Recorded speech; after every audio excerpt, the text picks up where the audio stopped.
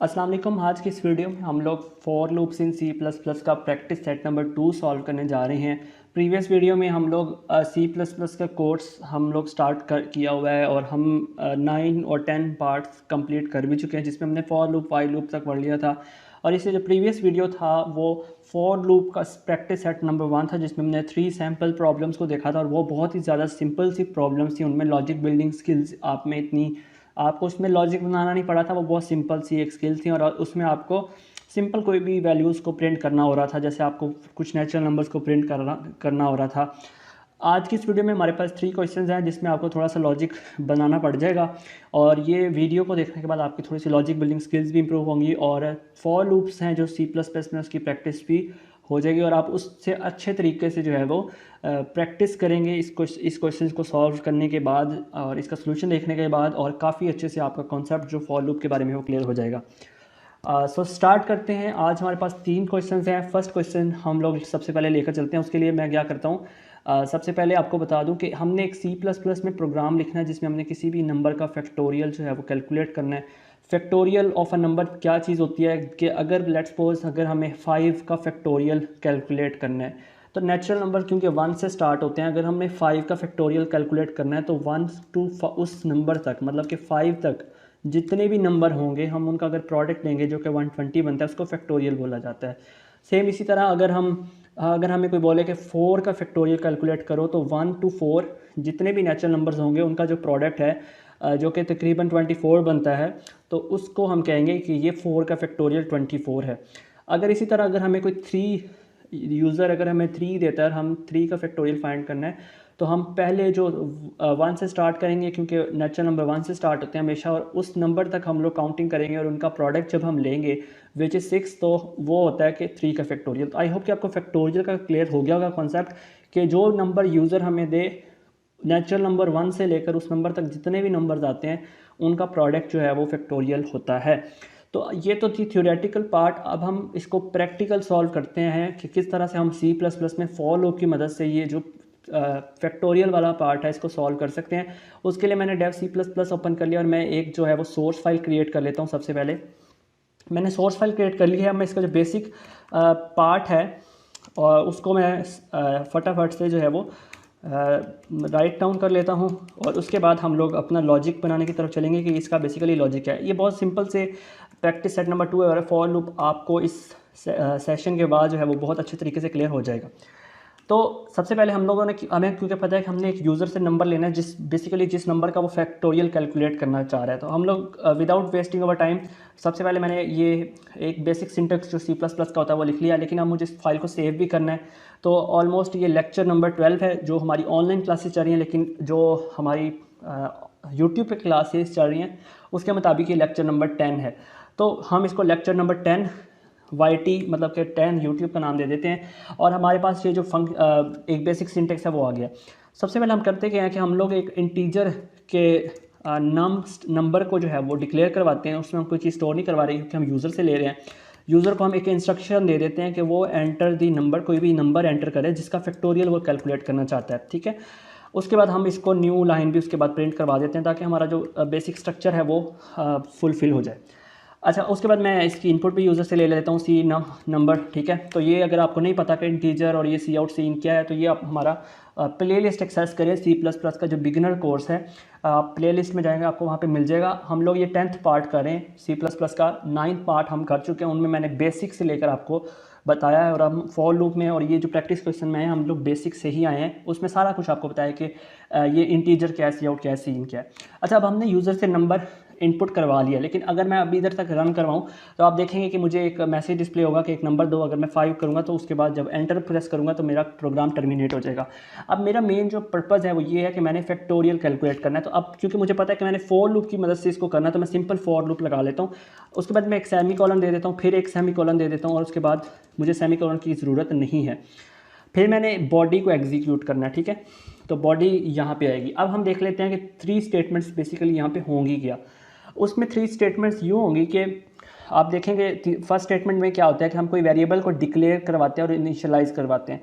अब हमने अगर फैक्टोरियल की डेफिनेशन देखी थी तो फैक्टोरियल ये था कि लेट्स सपोज अगर यूज़र इधर ये जो नंबर है इधर अगर 5 एंटर करता है तो फैक्टोरियल हम किस तरह से, किस लॉजिक के तहत कैलकुलेट करते थे कि हम लोग 1 से स्टार्ट करते थे नेचुरल नंबर से, और हम कहाँ तक जाते थे उस नंबर तक, मतलब कि 5, अगर 5 का फैक्टोरियल कैलकुलेट करना है तो हम 1 से स्टार्ट करते थे नेचुरल नंबर, क्योंकि 1 से स्टार्ट होते हैं, और हम लोग उस नंबर तक जाते थे काउंटिंग करके, और उनका जब प्रोडक्ट हम लेते थे तो वो 120 आता था, तो वही हमारा फैक्टोरियल कहलाता था, जो अब हम पहले डिस्कस कर चुके हैं।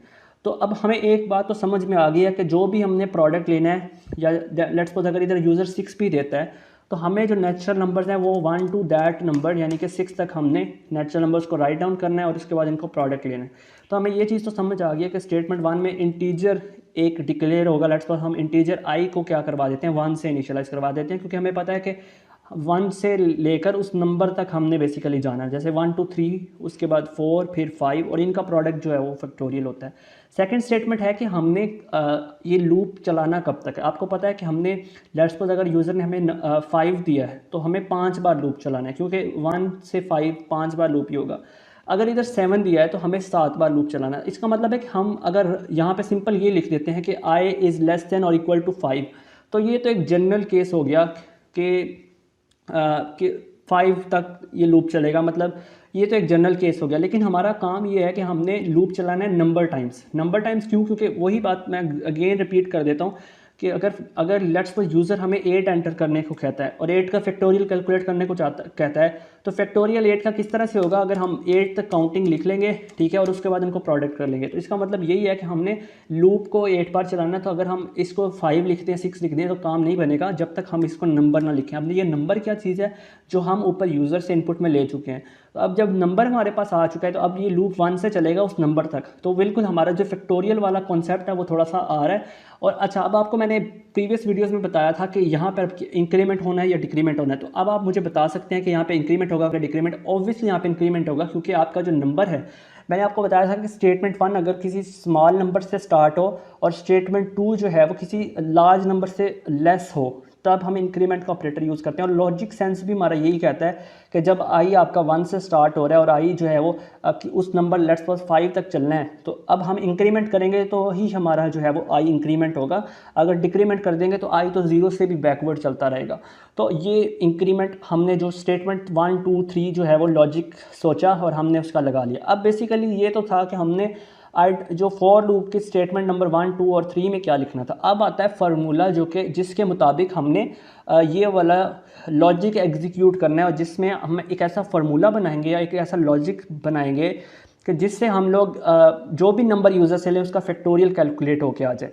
उसके लिए हमें देखें, हाँ, जिस तरह हम लोग पिछले वीडियोस में सम कैलकुलेट कर रहे थे, तो आपको पता है कि आप एक वेरिएबल डिक्लेयर करवा रहे थे इंटीजर सम के नाम पे, जिसमें आप 0 स्टोर करवा रहे थे। अब आपको दो चीज़ें तो पता होंगी कि जब हम लोग किसी भी दो वेरिएबल्स का सम लेते हैं या किसी भी दो नंबर्स का सम लेते हैं, लेट्स सपोज मैं उसमें आपको एग्जांपल ही दे दूं कि अगर हम 5 और +5 का सम लें तो ये बनता है 10। आपको पता है कि अगर सम में हम लोग 0 ऐड करें, ठीक है, सम में हम लोग 0 ऐड करें, किसी भी नंबर में हम लोग 0 को ऐड करें, ठीक है, तो उससे कोई फ़र्क नहीं पड़ता, नंबर वही आ जाता है 10, ठीक है। लेकिन अगर हम कोई दो नंबर को प्रोडक्ट करें, दो नंबर को अगर हम प्रोडक्ट करें, उसका आंसर आता है 25। लेकिन अगर हम उसके साथ 0 को मल्टीप्लाई करें तो आंसर आ जाएगा 0। लेकिन अगर हम उसको 1 के साथ मल्टीप्लाई करें तो आंसर वही आएगा। इसका मतलब ये है कि जब हम सम वाले क्वेश्चंस को कर रहे थे तो हम सम को 0 से इसलिए इनिशियलाइज करवा रहे थे कि अगर सम किसी वेरिएबल के साथ ऐड होगा तो कोई इफेक्ट नहीं पड़ेगा। लेकिन अब क्योंकि हमने मल्टीप्लाई करना है ना, कि अगर 5 यूज़र नंबर एंटर करता है तो हमने 1 2 3 4 5 तक नंबर को मल्टीप्लाई करना है। तो अब हम क्या करते हैं, एक फैक्टोरियल के नाम से वेरिएबल बना लेते हैं जो कि इंटीजर टाइप का है, और उसमें 0 स्टोर नहीं करवाएंगे, उसमें 1 स्टोर करवाएंगे। और लॉजिक हमारा ये बनेगा कि सिंपल लॉजिक मैं आपको बता देता हूँ, उसके बाद आपको समझ आ जाएगी कि लॉजिक किस तरह से मैंने बनाया। फैक्टोरियल मल्टीप्लाई बाय आई। अब ये लॉजिक समझे कि ये लॉजिक बना किस तरह से है। ये लॉजिक कुछ इस तरह से बनाया कि जिस तरह हमने सम वाले क्वेश्चंस में ये लॉजिक देखा था। तो लॉजिक इस तरह से है कि I basically let's suppose number user चाहता है कि 5 का मेरे पास जो फैक्टोरियल है वो कैलकुलेट होके आए। तो मुझे पता है कि मेरा लूप 1 से स्टार्ट हो रहा है नेचुरल नंबर, और मेरा लूप 5 बार चल रहा है, ठीक है। आई इज़ लेस देन और इक्वल टू नंबर, इसका मतलब है कि मेरा लूप जो है वो 5 बार चल रहा है। अब जब 5 बार चल रहा है तो इसका मतलब है कि आई 1 भी होगा, 2 भी होगा, 3 भी होगा, 4 भी होगा और 5 भी होगा। तो अब हमने क्या किया है, बेसिकली ये इस फार्मूले के मुताबिक हमने क्या किया, मैंने आपको बताया था कि जब भी कोई आप फार्मूला लिख रहे हैं तो सबसे पहले उसका राइट वाला पार्ट एग्जीक्यूट होता है। राइट वाला पार्ट कौन सा, ये वाला। अब पहले आप मुझे बताएं कि लाइन नंबर 8 में ये डिक्लेयर्ड है कि फैक्टोरियल में 1 स्टोर है, ठीक है। अब आप मुझे बताएं यहाँ पे क्या स्टोर होगा। अपने माइंड में अपना मैप बनाएं एक। ऑब्वियसली यहाँ पे 1 स्टोर होगा क्योंकि आपके पास ऊपर जो लाइन नंबर 8 से वैल्यू आई थी वो 1 आई थी फर्स्ट आइट्रेशन में, ठीक है। फर्स्ट आइट्रेशन मतलब होता है कि फॉर लूप आपकी जब चली है तो आई 1 था, ये कंडीशन सेटिस्फाई हो रही है, उसके बाद इस लूप में एंटर हो गया। अब आई आपके पास इधर है 1, इस लूप में जब पहली बार लूप चला है तो आई 1 है, ऊपर से जो फैक्टोरियल आया है, ठीक है, ऊपर से जो फैक्टोरियल आया है वो भी 1 है, ठीक है। अब जब आई 1 है और फैक्टोरियल 1 है तो बेसिकली ये वाला जो फैक्टोरियल है, ये 1 और 1 जब इस फार्मूले के मुताबिक ये जो मल्टीप्लाई हुए हैं तो आपका ये जो फैक्टोरियल है वो क्या हो गया, 1। पहले भी 1 था लेकिन अब भी 1 हो गया, तो वो 1 नहीं रहेगा इस फार्मूला। अच्छा, ये जो चीज़ें, ये एक्स्ट्रा चीज़ें तो मैं इनको कमेंट कर देता हूँ, ये सिर्फ आपकी आसानी के लिए। जो मेन हमारा फार्मूला है वो ये वाला है, लाइन नंबर 12 पे। अब हमारा नेक्स्ट पार्ट होता है कि जब आई हमारे पास 1 हो गया, बॉडी एग्जीक्यूट हो गई, ये मतलब फार्मूले में 1 स्टोर हो चुका है। फैक्टोरियल ऊपर से 1 था, आई 1 था, तो दोनों में 1 स्टोर हो, 1 मल्टीप्लाई बाय 1 हुआ तो फैक्टोरियल में 1 स्टोर हो गया। अब जब आपका आई इंक्रीमेंट हो गया, आई जब इंक्रीमेंट होगा तो यहाँ पे आई क्या हो जाएगा, 2। फैक्टोरियल की वैल्यू अब वो लाइन नंबर 8 वाली नहीं है, ये जो लाइन नंबर 14 वाली फैक्टोरियल की वैल्यू थी ना, मतलब हमने सपोज किया था कि सपोज करो कि इधर जो है ना फैक्टोरियल 1 है, ठीक है। सपोज नहीं, मतलब वो इस फार्मूले के मुताबिक ही बना था ना। अच्छा, अब आई हमारे पास इंक्रीमेंट होकर 2 हो चुका है, लेकिन फैक्टोरियल हमारे पास 1 नहीं है क्योंकि यहाँ इस फार्मूले के मुताबिक हमारे पास फर्स्ट आइट्रेशन में फैक्टोरियल 1 था। लेकिन अब जब आई 2 हुआ है, फैक्टोरियल 1 है, तो जब लाइन नंबर 12 में वो दोबारा से आएगा तो जब आई और 2 और फैक्टोरियल इसमें मल्टीप्लाई होंगे तो 2 मल्टीप्लाई बाय 1 यहाँ पे फैक्टोरियल 2 हो जाएगा। नेक्स्ट आइट्रेशन में आपके पास आई 3 हो जाएगा और फैक्टोरियल यहाँ पे 2 आ जाएगा। उसके बाद आपको पता है कि फिर आई 3 और फैक्टोरियल 2 इस फार्मूले के मुताबिक मल्टीप्लाई होगा और 6 हो जाएगा फैक्टोरियल। फिर आपके पास आई हो जाएगा 4 और फैक्टोरियल क्योंकि यहाँ पे 6 हो गया था तो यहाँ पे 6 हो जाएगा। और फिर आपके पास 4 और 6 जब मल्टीप्लाई होंगे तो यहाँ पे जो आंसर आ जाएगा ना वो आ जाएगा 24। अब आप सोच रहे होंगे कि ऊपर आई 1 था, फैक्टोरियल 1 था, तो फैक्टोरियल 24 कैसे हो रहा है। तो जो फैक्टोरियल का स्कोप था वो 8th लाइन तक था। अब जैसे जैसे फैक्टोरियल की वैल्यू अपडेट होती जा रही है तो उस हिसाब से हम लोग लिख रहे हैं। अभी हम लोग कर रहे हैं इसको ड्राई रन, ठीक है। ड्राई रन आपको मैं पिछले वीडियोज़ में बता चुका हूँ कि क्या होता है कि लाइन बाय लाइन कोड आपको अगर हम उसको रीड करें, ह्यूमनली अगर हम उसको रीड करें तो उसको ड्राई रन कहते हैं। अच्छा, अब आई हमारे पास 4 था, फैक्टोरियल 6 था और फैक्टोरियल 6 और आई इस फार्मूला के मुताबिक मल्टीप्लाई हुआ है तो फैक्टोरियल की लेटेस्ट वैल्यू मेरे पास 24 है। अब लास्ट आइट्रेशन चल रहा है, आई 5 हो चुका है, फैक्टोरियल क्या हो चुका है, 24 हो चुका है, यहाँ पे 24 है। अब जब लास्ट आइट्रेशन चला तो मेरे पास फैक्टोरियल की जो अपडेटेड वैल्यू आ गई ना वो आ गई 120।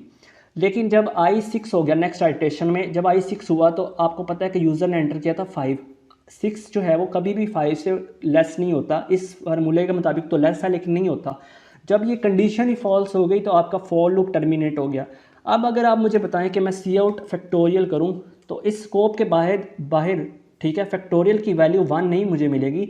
अगर मैं फैक्टोरियल को सी आउट करूँ मुझे फैक्टोरियल की वैल्यू 120 मिलेगी क्योंकि फैक्टोरियल की वैल्यू 5-6 बार अपडेट हो चुकी है, 5 बार अपडेट हो चुकी है। 1 थी पहले, फिर उसको दोबारा 1 हुई, फिर 2 हुई, फिर 6 हुई, इस तरह से 24 हुई और फिर लास्ट आइट्रेशन में 120 होगी। अब मैं जब, अच्छा इसको मैं थोड़ा सा रिमूव कर देता हूँ, इसको मैंने रिमूव कर दिया। अब मैं इसको अगर रन करूँ तो मैं 5 अगर एंटर करता हूँ तो आप देख सकते हैं 120 आंसर आ रहा है। तो आपको आई होप कि क्लियर हो गया होगा। अच्छा, अब आप लोग ये सोच रहे होंगे कि अगर 17 है, ये जो 79 में मैंने लाइन लिखी है, मैंने इसको फॉर लूप में क्यों नहीं एग्जीक्यूट करवाया। वो इसलिए एग्जीक्यूट नहीं करवाया क्योंकि ये जो फैक्टोरियल वाली लाइन है ये फॉर लूप के अंदर है। इसका मतलब फॉर लूप 5 बार चल रहा है तो ये फैक्टोरियल वाली लाइन भी हर बार जैसे जैसे अपडेट होगी, आपको याद है ना कि हम अपडेट ये किस तरह से हो रही थी, 1 फिर आ रहा था 2, फिर 6 आ रहा था, फिर 24 आ रहा था, फिर 120 आ रहा था जब हमने ड्राई रन किया था। तो ये फैक्टोरियल की वैल्यू उसी तरह से ये जो वैल्यूज़ हैं वो ये प्रिंट करवा देगी। क्यों? क्योंकि ये फॉर लूप के अंदर है, फॉर लूप 5 बार प्रिंट हो रही है तो इसका मतलब है कि लेटेस्ट जो जैसे जैसे वैल्यूज़ फैक्टोरियल की मॉडिफाई होती जाएंगी, जैसे पहले 1 था, फिर इस फार्मूले के मुताबिक भी दोबारा 1 बन गया, फिर 2 बना, फिर 6 बना, फिर 24 बना, फिर 120 बना। तो इस तरह से ये जो है वो 5 बार लूप चलेगा। तो 5 बार फैक्टोरियल की जो वैल्यूज़ थी मॉडिफाई जो हमने ड्राई रन में देखी थी वो आ जाएंगी। जैसे मैं 5 एंटर करता हूँ, अभी फ़िलहाल इसको एंडल मैंने नहीं किया था, एंडल मीन के मैंने न्यू लाइन में इसको प्रिंट नहीं किया था तो इसकी वजह से एरर दे रहा है। अच्छा, मैं इसको न्यू लाइन में भी प्रिंट करके आपको चेक करवा देता हूँ। मैंने 5 एंटर किया, अब आप देख सकते हैं कि जो हमने ड्राई रन किया था 1, 2, 4, 24, 120, तो ये बेसिकली आ गया आउटपुट। लेकिन अब हमने क्योंकि फैक्टोरियल टोटल निकालना था, स्टेप वाइज नहीं निकालना था, मतलब कि जैसे जैसे मॉडिफाई हो रहा था वैसे नहीं निकालना था, तो इसलिए हमने इस फॉर लूप के बाहर फैक्टोरियल को लिखा है, जिसकी वजह से हमारा जो काम है वो और ज़्यादा आसान हो गया। तो ये था फैक्टोरियल। अब देखें अगर मैं 5 करूँ तो 120 ही आ रहा है, एक बार आ रहा है क्योंकि सिर्फ ये फॉर लूप के बाहर है, और ये जब फॉर लूप ख़त्म होगा तो ये फैक्टोरियल की जो लास्ट अपडेटेड वैल्यू थी जो कि 120 थी वो अपडेट हो जाएगी, वो शो हो जाएगी। अब जैसे मैं 10 का फैक्टोरियल निकालूँ तो ये कुछ ये बनता है। इसी तरह अगर मैं 3 का फैक्टोरियल निकालूँ तो वो 6 बनता है, आपको देखा था स्टार्ट में। अच्छा, ये तो हो गया हमारा फर्स्ट क्वेश्चन। अब हम चलते हैं सेकंड क्वेश्चन की तरफ। सेकंड क्वेश्चन जो हमारा है वो बहुत ही इजी है। उसमें हमने नंबर्स फाइंड करने हैं जो कि 100 और 200 के मिड में हैं, जो कि 9 से डिवाइड होते हैं। मतलब जैसे 180 नंबर है, वो 100 और 200 के दरमियान में है और वो 9 पे डिवाइड भी होता है। तो हमने वो बेसिकली वो नंबर्स को शो करवाना है इस प्रोग्राम में, जो कि 1 to 100 से 200 के मिड में है, और उसके बाद उन नंबर्स को शो करवाने, और जो कि 9 पे डिवाइड भी होते हैं, डिविजिबल बाय 9, मतलब कि वो 9 पे कम्प्लीटली डिवाइड होते हैं। और इसके बाद हमने उन नंबर्स का सम भी करवाना है। तो ये वही है जो कि हमने फॉर लूप की प्रैक्टिस सेट नंबर 1 में किया था, कि हम लोग 10 नेचुरल नंबर्स को सम प्रिंट करवाते थे और हम उनका कैलकुलेट करते थे। लेकिन इसमें हमें सिर्फ एक इफ़ कंडीशन की ज़रूरत होगी। तो चलिए इसको सॉल्व करते हैं। सबसे पहले हमने क्या करना है, अब हमें क्योंकि पता है कि मिनिमम लिमिट जो है, आप अगर आप गौर से देखें, मैं इस क्वेश्चन को जो है वो कट कर लेता हूँ ताकि जो है वो इधर मैं इसको मॉडिफाई कर देता हूँ। अगर अब आप देखें, आपको यहाँ पे इधर हमें कोई नंबर यूज़र से लेने की ज़रूरत नहीं है, क्योंकि हमें पता है कि मिनिमम रेंज 100 है, मैक्सिमम रेंज 200 है। तो मैं एक फॉर लूप लगाता हूँ। फॉर लूप में मैं कहता हूँ कि इंटीजर आई जो है वो 100 से स्टार्ट हो रहा है, और आई जो है वो 200 से कम होना चाहिए या 200 होना चाहिए, क्योंकि वो कह रहा है कि 100 और 200 के मिड में। अब आपको पता है कि जब आई डिक्लेयर हम कोई छोटी वैल्यू करवाएं, जैसे 100 स्मॉल है, और जब कंडीशन में हम कोई बड़ी वैल्यू से लेस की रखें, जैसे आई लेस दैन 200, तो वो बड़ी वैल्यू से लेस की कंडीशन है, तो हम इंक्रीमेंट का साइन यूज़ करते हैं। और लॉजिक भी यही कहता है कि आप 100 से अगर 200 तक मूव करना है तो आपको इंक्रीमेंट की ज़रूरत है। ये तो हो गया कंडीशन। अच्छा, अगर मैं सिंपल इधर सी आउट आई कर दूँ और एंड एल भी चले कर दूँ, तो ये बेसिकली क्या कर रहा है कि 100 से लेकर 200 तक जितने भी नंबर्स हैं उनको प्रिंट करवा रहा है, जो कि फ़ाइन है। लेकिन उसने हमें बोला है कि हमने सिर्फ वही नंबर प्रिंट करवाने हैं जो 9 के साथ डिविजिबल हो। तो ये सिंपल सी एक चीज़ है। हमने डिविजिबल के लॉजिक को समझा था कि अगर कोई चीज़ डिविजिबल है तो उसका क्या मतलब होता है। जैसे अगर 4 है तो 4 अगर 2 से डिविजिबल है, ये हमें कैसे पता लगेगा? वो हमें इस तरह से पता लगेगा कि जब हम 4 का रिमाइंडर लेंगे ना 2 के साथ, ठीक है, 4 का रिमाइंडर लेंगे 2 के साथ, और अगर वो आंसर आता है 0 तो इसका मतलब है कि 4 2 के साथ मतलब कि डिविजिबल है। इसी तरह अगर हमने कोई नंबर है जैसे 180 है, हमने चेक करना है कि भाई 180 क्या डिविजिबल है 9 के साथ, तो हम 180 का जब 9 के साथ रिमाइंडर लेंगे ना, अगर वो 0 आ जाएगा तो इसका मतलब है कि वो जो सर्टेन नंबर है जैसे 180 है तो वो 9 के साथ डिविजिबल है। अब आप पूछेंगे कि ये जो रिमाइंडर है ये क्या होता है। अगर आपको नहीं पता रिमाइंडर का, लेट्स सपोज अगर 9 है, अगर आप लोग 9 को डिवाइड करते हैं 2 के साथ, तो इसका जो आंसर है वो आता है कोई 4.5 समथिंग, ठीक है। लेकिन हम कहते हैं कि हमने एग्जैक्ट आंसर निकालना है, हमने पॉइंट्स में नहीं आना। तो इसका जो आंसर आएगा वो 4 आएगा, जो एग्जैक्ट आंसर है। लेकिन जो रिमाइंडर है, जो नीचे एक वैल्यू बचेगी, वो 1 बचेगी। तो बेसिकली मॉडुलस ऑपरेटर क्या करता है, हमने पढ़ चुके हैं मॉडुलस ऑपरेटर के बारे में।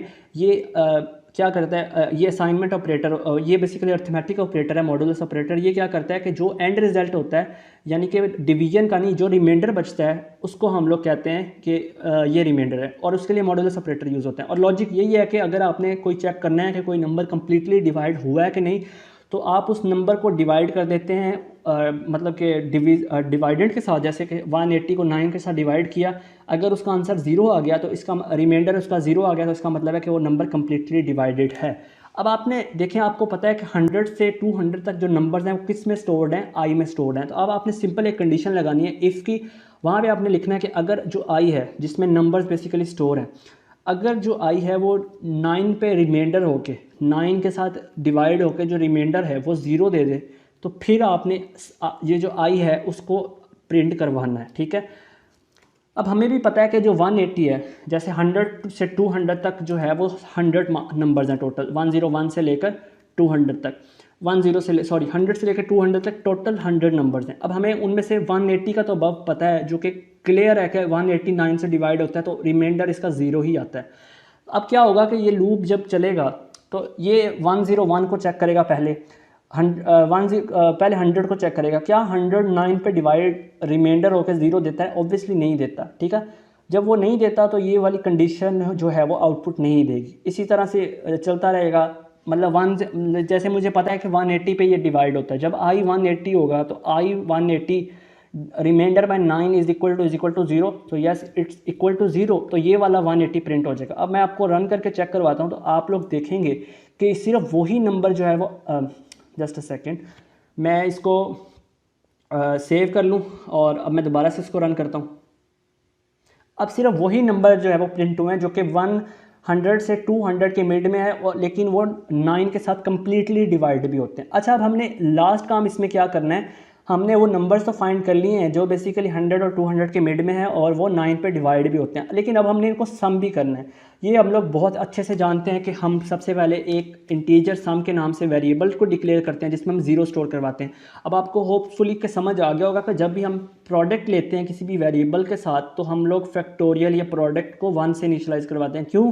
क्योंकि जब भी प्रोडक्ट किसी नंबर के साथ मल्टीप्लाई होता है तो वो नंबर पे कोई इफेक्ट नहीं करता। इसी तरह सम जब भी किसी की नंबर के साथ ऐड होता है, अगर उसमें सम में 0 स्टोर हो तो 0 किसी भी नंबर के साथ अफेक्ट नहीं करता। जैसे अगर 0 + 4 कर दें तो आंसर 4 ही आता है। अच्छा, अब हमने क्या करना है, आउटपुट तो इसमें आ रही है, लेकिन अब हम एक फार्मूला लगाएंगे जिस तरह हमने फैक्टोरियल के केस में लगाया था, और जो प्रैक्टिस सेट 1 था फॉर लूप का उसमें भी हमने फार्मूला लगाया था कि sum is equal to sum plus I. It's mean कि आई, जैसे आप देखें इस लूप में कौन से आई आ रहे हैं जो कि 9 पे डिवाइडेड, जो कि 9 पे डिविजिबल है, जिनमें 108 है, 1 एंड सो ऑन, ठीक है, 180 भी है। तो इस इफ़ कंडीशन में बेसिकली क्या हो रहा है, इस इफ़ कंडीशन में वही जो नंबर्स हैं जो कि 9 पे डिवाइड हो रहे हैं वही आ रहे हैं ना। तो ये जो सम की कंडीशन है, sum is equal to sum plus I, it's mean के पहले सम में 0 और वो नंबर जो आई मतलब कि जो 9 पे डिवाइड है वो ऐड होंगे, फिर सम की वैल्यू 0 से अपडेट होकर उस नंबर की बन जाएगी। सेम इसी तरह फिर अपडेट होती जाएगी और सम में वो नंबर स्टोर होते जाएंगे, क्योंकि सम पहले 0 था तो 0 में पहले 108 स्टोर होगा, फिर सम की वैल्यू अपडेट होकर 108 हो जाएगी, and so on and so fourth. तो आपका जो सम है वो एटलीस्ट इस फॉर्मूले के मुताबिक कम्प्लीटली एग्जीक्यूट हो जाएगा। अब वही चीज़ कि अगर इसको शो करवाना है सम को तो हमें फॉर लूप के बाहर करवाना पड़ेगा, क्योंकि अगर हम फॉर लूप के अंदर इसको करवाएंगे तो सम की वैल्यूज़ ये उतनी बार दे देगा जितनी बार बेसिकली 9 पे कोई भी नंबर डिवाइड हो रहा है। अगर मैं इधर इसको सी आउट सम करूँ बाहर, तो और इसके बाद अब मैं इसको रन करूँ, तो अब पहले मुझे क्या करेगा कि यहाँ तक, ठीक है, ये वो नंबर्स हैं जो कि 100 to 200 के मिड में आते हैं और ये डिविजिबल बाय है 9, और लास्ट वाली जो लाइन है ये 1683, ये बेसिकली इन नंबर्स का सम है, ठीक है।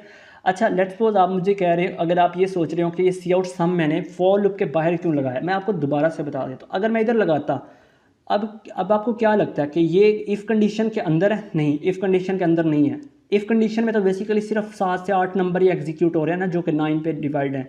अब जैसे मैं इसको सपोज कर लें कि मैं इसको इधर कंट्रोल करके मैं इधर पेस्ट कर दूं, तो इसका मतलब है कि इस इफ़ कंडीशन, ये इफ़ कंडीशन कितनी बार एग्जीक्यूट हो रही है, हो तो ये 100 बार एग्जीक्यूट रही है, लेकिन ट्रू कितनी बार हो रही है? 7 से 8 दफ़ा। उस कंडीशन में जब वो आई या वो पर्टिकुलर नंबर 9 से डिवाइड होकर 0 रिमाइंडर दे रहा है, ठीक है। तो अब बेसिकली ये सम भी उतनी बार ही एग्जीक्यूट हो रहा होगा, 9 या 10 दफ़ा, जब तक जो है वो ये आई 9 से रिमाइंडर होकर 0 आंसर दे रहा है। तो ये 9 से 10 बार ये भी हो रहा होगा। अगर मैं इसको कमेंट डाउन कर दूं तो अब ये आई को प्रिंट नहीं करेगा, अब ये सम की वैल्यूज़ मुझे दे देगा। अब आप इसको गौर से देखें, इसने बेसिकली एक ही लाइन में दे दिया। अगर मैं इसको हैंडल करके आपको दिखा दूं तो आप ये देखेंगे कि, अच्छा मैं इसको रन करके चेक करवा दूं, अब आप देख लें कि ये सम बेसिकली अपडेट करके मुझे दे रहा है। क्यों अब ये मुझे 9-10 बार क्यों दे रहा है? क्योंकि ये इफ़ कंडीशन क्या हो रहा है, उतनी बार एग्जीक्यूट हो रहा है जितनी बार वो कोई पर्टिकुलर नंबर 9 से डिवाइड होकर 0 रिमाइंडर दे रहा है। सेम अगर मैं इसको फॉर लूप में कर दूं, वो पहले तो मैंने इफ़ में किया हुआ था ना, फॉर लूप अब 100 बार चल रहा है, तो अब मेरे पास जो सम की वैल्यू आएगी वो भी 100 बार आएगी, लेकिन मुझे 100 बार नहीं करवानी, मुझे सिर्फ एक बार उसको प्रिंट करवाना है। तो मैं सिंपल क्या करूँगा, मैं इसको फॉर लूप के बाहर प्रिंट करवाऊँगा। अब आई मतलब वो नंबर मुझे वो प्रिंट करवाने थे अलहदा, और उन इंटीजर्स का जो 9 पे डिवाइड है उनका सम मुझे करना था एट द एंड, जो कि मैं कर चुका हूँ। लास्ट क्वेश्चन की तरफ चलते हैं जो कि बहुत ही ज़्यादा इंटरेस्टिंग है। वो ये है कि आपने बताना है कि कोई भी ईयर लीप ईयर होता है कि नहीं है। लीप ईयर होता है कि जैसे मैं आपको इसको बेसिकली हम इसको भी कॉपी कर लेते हैं। आई होप कि आपको पहले 2 क्वेश्चन क्लियर हो गए होंगे। अब हम लोग चलते हैं लास्ट क्वेश्चन की तरफ। आज की जो प्रैक्टिस नंबर 2 थी हमारी फॉर लूप्स की, लास्ट क्वेश्चन है कि आप बताएंगे कोई ईयर जो है वो लीप ईयर है कि नहीं। जैसे आपको पता होगा 2020 लीप ईयर था, 2024 लीप ईयर होगा, 2016 लीप ईयर था, 2012 लीप ईयर था। लीप ईयर होता है कि जिसमें फेबररी जो होता है, फेबररी में यूजली 28 डेज़ होते हैं, लेकिन लीप ईयर जो होता है उसमें फेबररी में 29 डेज़ होते हैं। लीप ईयर हमेशा जो है वो 4 ईयर्स बाद आता है, जिस तरह 2016 में था, 2012 में था, 20 में अब 24 में आएगा। तो हमेशा 4 सालों बाद लीप ईयर आता है जिसमें फरवरी में 29 डेज़ होते हैं।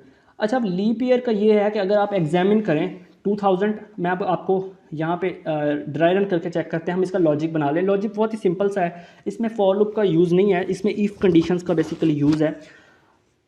अगर हम देखें कि लीप ईयर्स 2000 एक लीप ईयर है, 2004 लीप ईयर था, 2008, 2012, 2016, 2020 और 2024 एंड सेम 3000 ये जो ईयर है ये भी लीप ईयर है।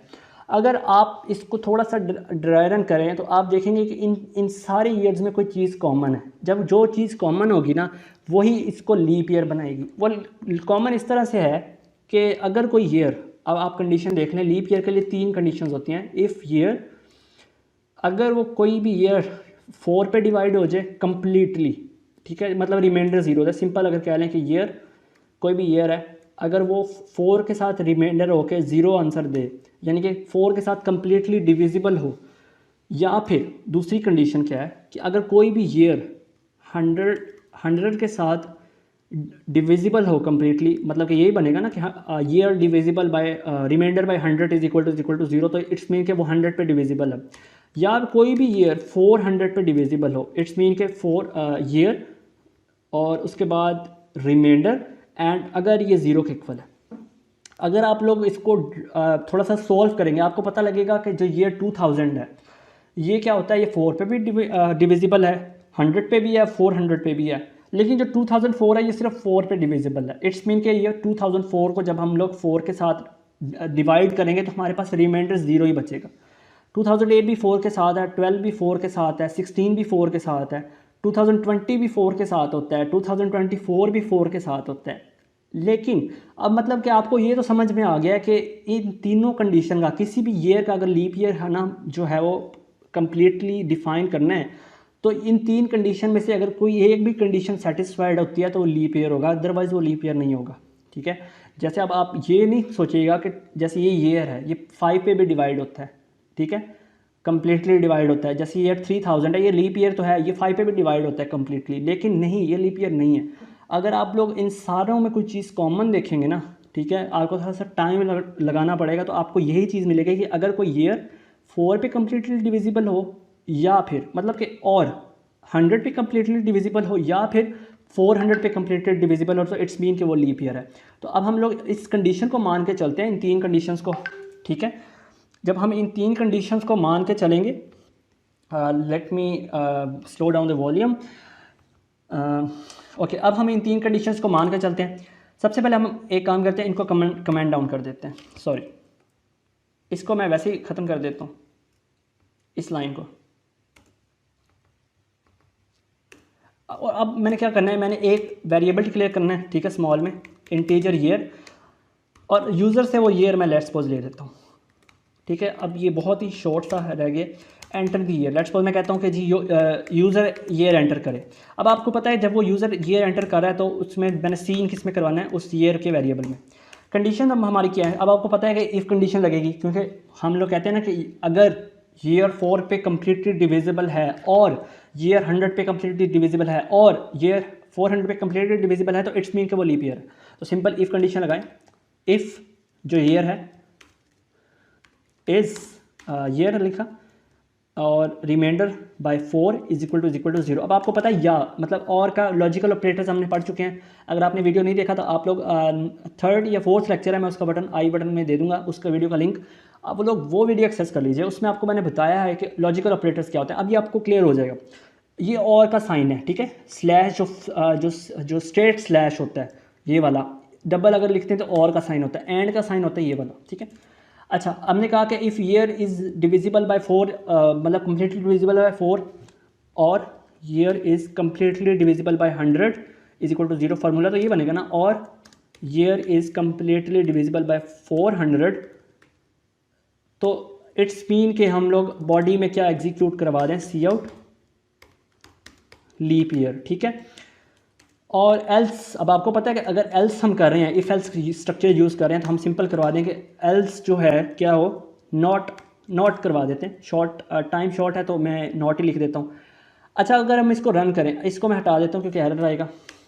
अब मैं इसको रन करूँ, आप लोग मुझे बताएं, मैंने आपको भी बताया कि 2000 जो ईयर है वो लीप ईयर होता है, क्योंकि आपको अब आप कंडीशन समझ लें कि जो भी ईयर 4 पे डिवाइड हो या फिर 100 पे कम्प्लीटली डिवाइड हो या 400 पे, तो उनमें से अगर तीनों में से एक भी कंडीशन सेटिस्फाई हो जाए तो इसका मतलब है कि वो ये लीप ईयर है। अब आपको पता है कि मैंने इन तीनों कंडीशंस के मिड में और लगाया है। जब भी किसी कंडीशन के मिड में और लगाओ तो अगर एक भी इनमें से एग्जीक्यूट हो जाए ना तो अगली को चेक नहीं करता। लेट्स सपोज अगर मैं एंटर करता हूँ आपके सामने, ठीक है, मैंने एंटर किया ईयर 2000 और एंटर प्रेस किया, सॉरी एक बार मैं फिर से कर लेता हूँ। मैंने ईयर 2000 एंटर किया, जब मैंने आई गेस के कुछ इशू बना है, मुझे इसको सेव करना पड़ेगा, ठीक है, सेव नहीं हुआ था शायद, का एरर दिखा ही नहीं रहा, तो ये एरर है। हमने सी आउट का जो एक लेस का साइन है वो कम लगाया है, तो पता नहीं क्यों Dev C plus plus error show नहीं करवाता, I am so sorry. Let's suppose हम 2000 एंटर करते हैं तो अब वो दिखा रहा है कि लीप ईयर है। सो लीप ईयर हो गया। अगर हम लोग अब मैंने आपको बताया था 2016 जो है वो भी लीप ईयर था, अब आप देखेंगे 2016 लीप ईयर है। 2017 तो लीप ईयर नहीं था ना, तो ऑब्वियसली जब हम 2017 लिखेंगे तो क्या होगा कि नॉट दिखाएगा। तो अब हमने देख लिया कि भाई फार्मूला तो हमें समझ में आ गया, लेकिन अगर क्या हो कि हम इसके मिड में एंड लिख दें, ठीक है, क्योंकि मैं लॉजिकल ऑपरेटर से आपको समझा देता हूँ, उससे आपको ये होगा कि बहुत अच्छे से क्लियर हो जाएगा कि ये एंड और या एंड का क्या सीन है। अब मैं इसको रन करता हूँ। अब आप मुझे बताएं जो ईयर 2016 है वो सिर्फ 4 पे डिवाइड होता है ना, 100 पे नहीं होता कम्प्लीटली, रिमाइंडर 0 नहीं देता, 400 पे भी नहीं होता। अब 2016 वैसे तो जो लॉजिकली अगर बात देखी जाए तो इट्स अ लीप ईयर, लेकिन क्योंकि अब हमने मिड में एंड लगा दिया, तो जब भी किसी भी कंडीशन के मिड में, जैसे ये 3 कंडीशंस हैं, इनके मिड में एंड है, अगर इन तीनों कंडीशन के मिड में एंड होगा ना, जब तक ये तीनों फुलफिल नहीं होगी ना तब तक हमारे पास ये लूप एग्जीक्यूट नहीं होगा। इट्स मीन कि अब इनमें से सिर्फ एक फुलफिल हो रही है 2016 के केस में, बाकी दोनों रॉन्ग हैं, तो इसका मतलब है ये लीप ईयर नहीं दिखाएगा, वो कहेगा कि नॉट, ये लीप ईयर नहीं है। आप देख लें नॉट कह दिया उसने। तो इसलिए जब भी हमें सिर्फ एक कंडीशन चेक करनी हो, अगर वो सेटिस्फाई हो जाए ठीक, नहीं तो अगर रिमूव करें। जैसे पहले अगर लेट्स सपोज टू, मैं ये कहता हूँ कि ईयर 3000 है, 3000 जो ईयर है वो 4 पे कम्प्लीटली डिवाइड नहीं होता, ठीक है, तो पहली कंडीशन तो होगी फॉल्स। इवन के 3000 जो ईयर है वो लीप ईयर है, तो पहली कंडीशन फॉल्स होगी, लेकिन क्योंकि आगे और है, ठीक है, तो उसने अगली चेक की जो कि ट्रू है, तो उसे थर्ड वाली चेक करने की ज़रूरत नहीं है, वो इसी ट्रू के साथ लीप ईयर को प्रिंट कर देगा। तो इट्स ऑल डिफरेंस बिटवीन और जो कि एंड ऑपरेटर है, ये हम लॉजिकल ऑपरेटर्स में पढ़ चुके हैं, लेकिन मैंने आपको रिवाइज करवा दिया। आई होप कि ये जो 3 क्वेश्चंस हमने किए हैं वो आपको क्लियर हो गए होंगे। थोड़ा सा 1 या 2 मिनट अभी थोड़ा सा आपका वेस्ट हुआ, क्योंकि मुझे नहीं समझ आ रहा था, कंपाइलर एरर नहीं दे रहा था। ये सी आउट का मसला था, सी आउट के बाद 2 लेस देन के साइन होते हैं, और मैंने ऑनलाइन में चलाया तो उसमें एरर दे दिया मुझे, ठीक है, यह हम लोग देख लें कि उसमें नीचे मुझे एरर दे दिया था कि ये यहाँ पे एरर है कुछ, तो मुझे वो एरर दिख गया था। तो ये डेव सी प्लस प्लस का यही थोड़ा सा इशू है कि वो एरर इतना अच्छे से आइडेंटिफाई नहीं करता, लेकिन सिंपल कंपाइलर है, आप लोगों के लिए बेस्ट है। सो आई होप कि आपको ये वीडियो अच्छा लगा होगा। वीडियो थोड़ा सा लेंथी हो गया था, लेकिन मुझे इजाज़त दें। कोई भी कन्फ्यूजन है, कोई भी क्वेश्चन है, वो अपना कमेंट सेक्शन में पूछिएगा ज़रूर।